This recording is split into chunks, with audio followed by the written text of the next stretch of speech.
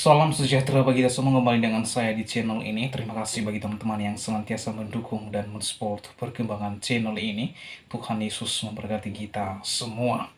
Nah, pada kesempatan kali ini kembali saya mengajak kita semua untuk melihat ada dua orang ustadz yang meninggal dunia setelah mereka menentang ketuhanan Yesus Kristus.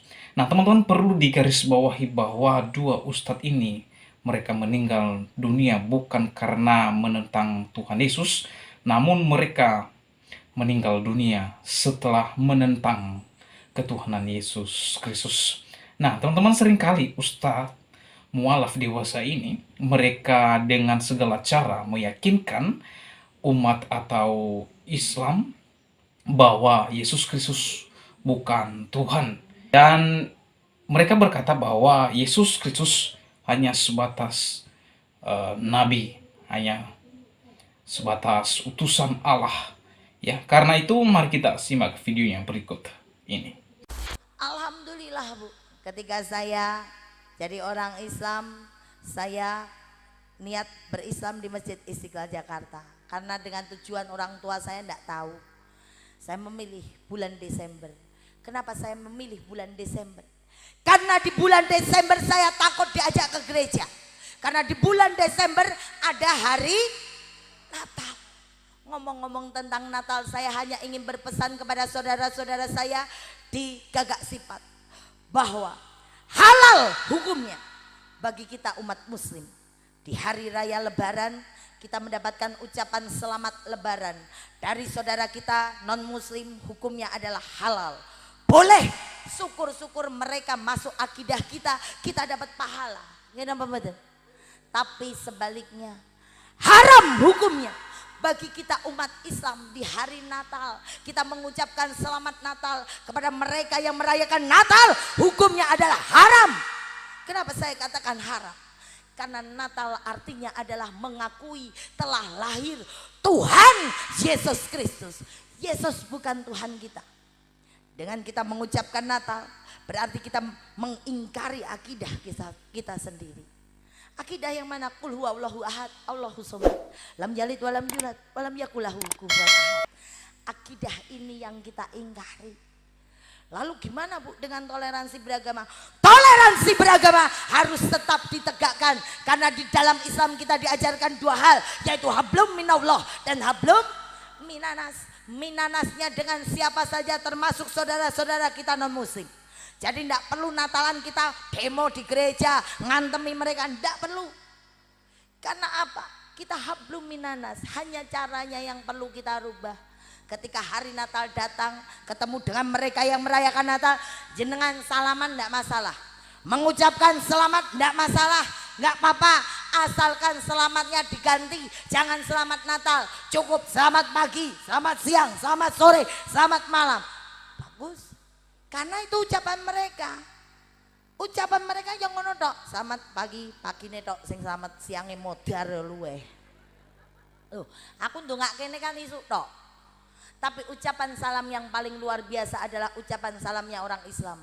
Assalamualaikum warahmatullahi wabarakatuh. Pagi, siang, sore, malam tekan isuk ditungake selamat terus. Allahumma. Bangga mboten dadi wong Islam? Bangga. Ketika saya dalam perjalanan Yogyakarta menuju ke Jakarta untuk pengislaman, saya ditemani satu orang saksi untuk pesahadatan saya. Di tengah jalan saksi saya bilang begini, "Ta, kowe sang sapu tangan apa tisu?" Saya tanya, "Buat apa?" "Nanti kamu kalau ngucap syahadat kowe iki bakal nangis." Saya jawab, "Belegedes." Saya tidak percaya. Mosok ngucap syahadat kok iso nangis, gak percaya aku. Tapi subhanallah Bu, ketika saya sampai di Masjid Istiqlal Jakarta, saya baru mengucapkan di hadapan takminnya asyhadu alla ilaha illallah. Saya langsung mimpi, nangis, beker-beker 15 menit lamanya. Sampai takmirnya bilang, "Dah Bu Ita, nangisnya ditutupkan dulu saja, nanti saya tak kembali setelah pesan-pesan berikut." Begitu saya selesai nangis, saya kembali datang kepada takmirnya, saya siap mengucapkan 2 kalimat syahadat. Lancar saya mengucapkan 2 kalimat syahadat. Setelah selesai saya mengucapkan 2 kalimat syahadat, apa yang terjadi, Bu? Saya sujud syukur. Di dalam sujud syukur saya mengingat semua dosa-dosa saya ketika saya mengajak orang tua saya masuk ke gereja, mengajak adik-adik saya masuk ke dalam gereja, bahkan saya memaksa pembantu saya untuk masuk ke dalam gereja. Sejak saat itu saya berjanji kepada Allah, ya Allah, mulai hari ini ya Allah, saya siap berdakwah kemana-mana, mengatakan hak yang hak dan batil itu yang batil, tanpa saya takut rintangan dan halangan suatu apapun. Alhamdulillah, tanggal 20 Desember tahun 2008 saya diberikan surat keterangan memeluk agama Islam yang dikeluarkan dari Masjid Istiqlal Jakarta. Ini bukti bahwa saya bukan penyusup di sini. Saya katakan bahwa saya adalah Islam luar dalam. Saya ngerti jerone ya bojoku tok. Nggih. Bahkan saya adalah anggota ISIS, istri solehah idaman suami.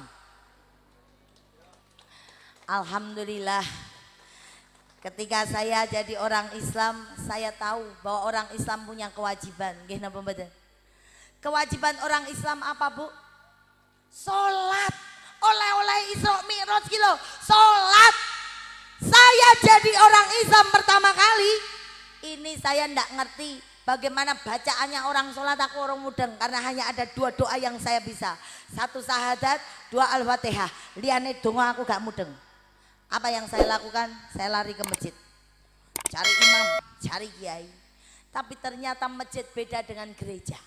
Kalau di dalam gereja 24 hour, ngerti gak? Kakak sifat gak iso bahasa Inggris. 24 jam, 24 jam pastor, pendeta, romo standby di dalam gereja menunggu umatnya datang, sif-sifan gantian. Tapi ternyata di masjid itu beda.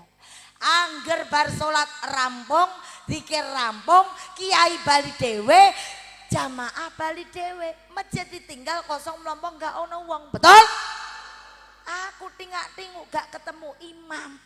Ya, itu tadi adalah video dari Ustazah Ita Mega Fitri. Sekarang kita beralih ke video terakhir, ceramah terakhir dari almarhum Insan Moko Ginta sebelum dia berpulang. Ini dia videonya. Kemudian Allah akan selamatkan orang-orang yang bertakwa itu tidak dimuat. Tapi ketika kita jawab begitu, dia bilang, ya tapi kan masuk neraka dulu. Masuk neraka dulu mau nggak gosong dulu. Nah, gimana kita menjawab lagi? Bagaimana kita mau counter balik? Gitu. Nah, antum jawabnya gimana? Katanya dia pasti masuk neraka. Walaupun nanti diselamatkan, tapi masuk dulu. Nah, jawabnya gimana? Nah, itu kita harus tahu, ya. Cara menjawabnya seperti apa? Nanti kita ambil surat lain, contoh bagaimana Nabi Ibrahim ketika dibakar, Allah tidak perintah ya api dingin menjadi dingin, ya kan? Surat Al-Anbiya 69, ya kan? Jadi bisa saja cara Allah menyelamatkan orang yang bertakwa. Apa susahnya dia perintahkan api jadi dingin, kan? Nah, itu harus kita tahu cara menjawab. Kemudian mereka angkat umpamanya satu surat Az-Zukhruf, surat Az-Zukhruf surat 43, ya di sana ayat 61 umpamanya contoh, ya.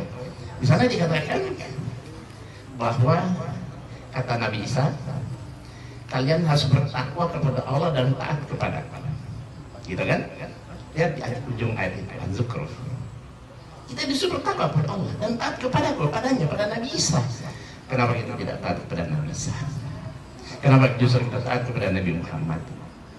Ada 6.036 ayat bisa terhafal di luar kepala, itu sudah luar biasa. Nah, sebagai saya seorang Kristen, saya hanya ingin mengusulkan sebaiknya nanti hafal ayat-ayat Bible hanya 10-20, itu tidak banyak, tetapi itu sangat penting sekali karena nanti antum di lapangan ketemunya pasti misionaris. Hampir tidak pernah ketemu di lapangan ketemu Buddha, Hindu, Yahudi, Konfutse. Setiap dakwah nanti antum ketemu selalu misionaris, ya kan? Nah, bagaimana antum menghadapi mereka? Ya kan, antum harus tahu ayat-ayat Al-Quran mana yang sering digunakan oleh para misionaris, ya kan? Karena banyak sekali, cukup banyak ayat Al-Quran yang mereka gunakan untuk melunturkan iman orang Islam. Nah makanya menurut saya santri-santri begini bukan wajib tapi perlu diberikan satu kajian perbandingan antara Islam Kristen, Quran Bible, agar supaya apa? Supaya dai kita ini menjadi dai plus. Dai plus, tahu nggak dai plus? Dai plus itu artinya dia sanggup berbicara kepada orang Islam maupun Kristen. Bicara Quran oke, Bible oke. Bisa Kristen Islam oke, Kristen oke. Nah gitu kan? Itu disebut dai plus. Tidak susah belajar Kristologi, hanya disuruh menghafal paling 20-30 ayat kok. Sangat sedikit. Kenapa? Karena berbicara tentang pemurtadan, mereka akan terus berusaha bagaimana memurtadkan umat Islam karena mereka sangat yakin agama mereka yang benar dan menyelamatkan. Ya, nah sekarang bagaimana untuk menghadapi para misionaris lapangan kalau tidak dibekali dengan ilmu sedikit saja ilmu tentang Kristologi? Karena pemurtadan ini akan ada dan ada terus sampai kiamat. Bahkan sudah kiamat aja kata mereka yang turun nanti Yesus loh. Gak bisa kan? Dia akan jadi hakim yang adil. Kita ditakut-takutin seolah-olah kamu selamat mesti masuk Kristen alias menjadi pengikut Yesus. Nah, bagaimana cara untuk menjawabnya? Ya, menjelaskan dan perlu menyerang balik. Ya, barangkali saya kasih contoh ya. Mereka bilang orang Islam itu semua dia pasti masuk neraka kok. Berapa kepada agama Islam mati jamin pasti masuk neraka. Diangkat surat Maryam ayat 71 ya kan? Lihat surat Maryam 71 bahwa kita semua pasti mendatangi neraka itu karena itu sudah ketetapan Allah ya. Sekarang bagaimana kita menjawabnya? Kita semua mati jamin masuk neraka. Nah kalau kita nggak paham ya sulit kita ya. Kalau itu masuk Kristen, karena Kristen Yesus itu juru selamat. Kenapa justru kita taat kepada Nabi Muhammad? Jadi orang Islam kalau awam ini jadi ragu. Iya ya kan? Nah, itu bagaimana kita harus tahu cara menjawabnya seperti apa. Padahal betul ya, betul kata Isa kita harus bertakwa kepada Allah dan taat kepadanya, itu betul. Tetapi itu hanyalah ucapan Nabi Isa alaihissalam kepada umatnya, kepada apa? Bani Israel, ya kan? Artinya apa? Pada masa itu, apabila Bani Israel tidak tunduk taat kepada Nabi Isa alaihissalam, hingga mungkin mereka selamat, ya kan? Jadi hanya ditujukan kepada Nabi Isa, apa?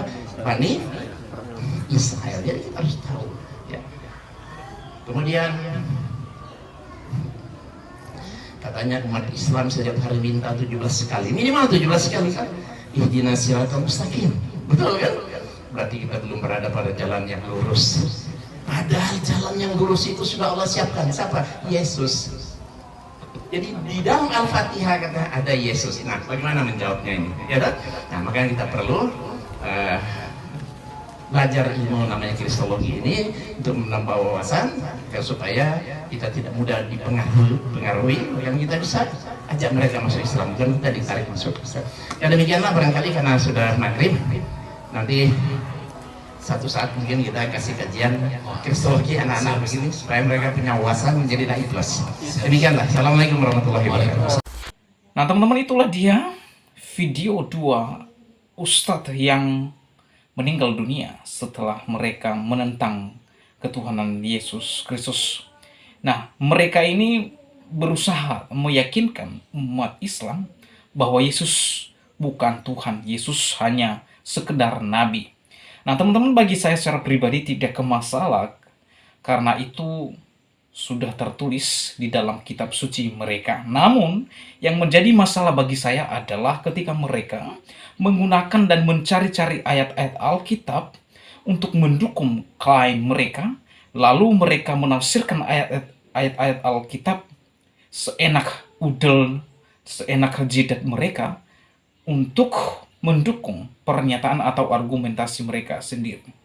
Nah, teman-teman, ini sangat berbahaya sekali. Ya, mengapa? Karena mereka ini menggunakan ayat-ayat Alkitab untuk mendukung pernyataan mereka, untuk mendukung argumentasi mereka, sementara mereka tidak tahu sama sekali dan tidak paham cara menafsirkan Alkitab secara benar.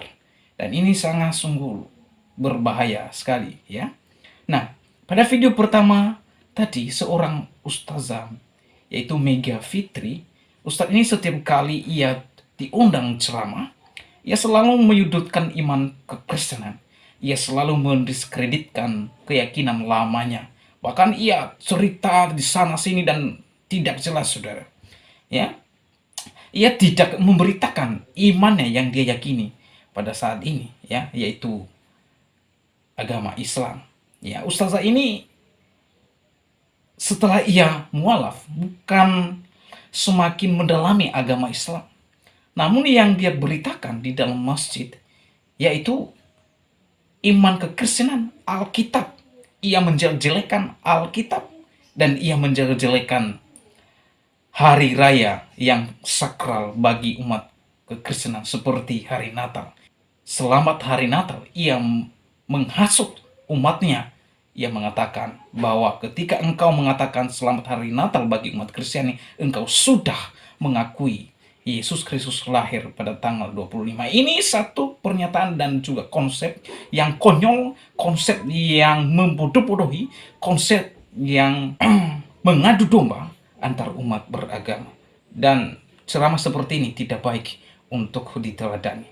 Nah, inilah yang dilakukan oleh Ustazah Mega Fitri ini, yang menjelek-jelekan agama Kristen, Yesus Kristus, dan Alkitab ya. Video tadi adalah ceramah terakhirnya sebelum ia meninggal dunia, dan ustazah ini meninggal dunia dalam keadaan kecelakaan. Kemudian pada video yang kedua tadi, yaitu Ustadz Insan Mokoginta yang ngaku-ngaku kristolog. Saya mau katakan, kristolog yang tidak berdasarkan Alkitab ya, itu bukan kristolog, itu kristolol ya. Ustadz ini juga menentang ketuhanan Yesus. Ia mengatakan Yesus bukan Tuhan, Yesus itu hanya nabi, dan ia menggunakan ayat-ayat Alkitab untuk mendukung pernyataannya atau mendukung argumentasinya.